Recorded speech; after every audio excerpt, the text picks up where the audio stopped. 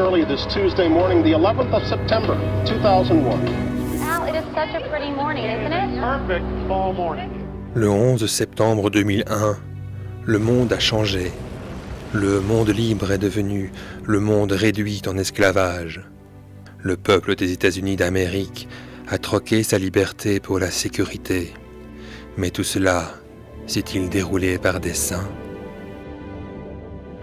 December 7th, 1941, a date which will live in infamy. The United States of America was suddenly and deliberately attacked. Nombre de questions restent en suspens à propos des événements de ce jour d'infamie. Mais il y a une chose que nous savons pour sûr. L'attaque surprise sur Pearl Harbor a mis en branle une suite d'événements qui devraient finalement nous mener à un gouvernement mondial. Japan began this war in treachery. We shall end it in victory. Après la Seconde Guerre mondiale, les Nations Unies furent créées et le cheminement vers un gouvernement mondial accéléré. Chaque guerre nous rapproche un peu plus de ce que la Bible appelle la fin du monde. Des contrôles sont réalisés un peu partout. L'État policier resserre ses griffes sur le peuple des États-Unis d'Amérique. Et pour ceux qui comprennent la prophétie biblique, ce qui viendra ensuite ne sera pas une surprise. À un moment dans le futur, la Bible déclare que toute personne dans le monde devra prendre une marque pour acheter ou vendre, tandis que notre système économique actuel s'écroule, et alors que la technologie s'étend. L'argent liquide devient une chose du passé. La réalité d'une société sans monnaie n'est pas loin. En fait, c'est déjà en train d'être implémenté.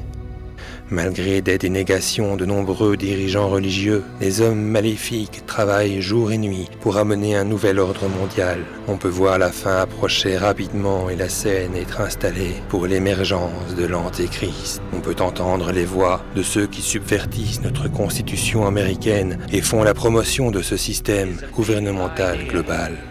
A new world order. Satan travaille en coulisses pour établir un gouvernement mondial et une religion mondiale en préparation de la venue de l'Antéchrist. Il a aussi dupé des chrétiens évangéliques modernes, leur faisant croire qu'ils seront enlevés de cette terre avant que la grande tribulation n'ait lieu.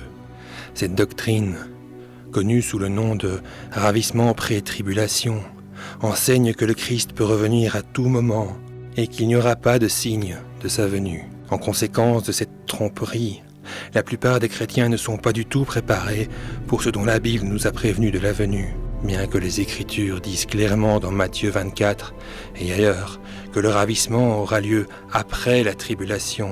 Des prédicateurs célèbres, des universités bibliques et des films populaires tels que Left Behind ont inculqué aux masses l'idée de s'attendre à ce que le ravissement peut avoir lieu à tout moment. Mais Left Behind est une œuvre de fiction, et parce que la plupart des chrétiens n'ont jamais lu la Bible par eux-mêmes, peu sont au courant que le ravissement pré-tribulation est une imposture que l'on ne trouve pas dans les Écritures.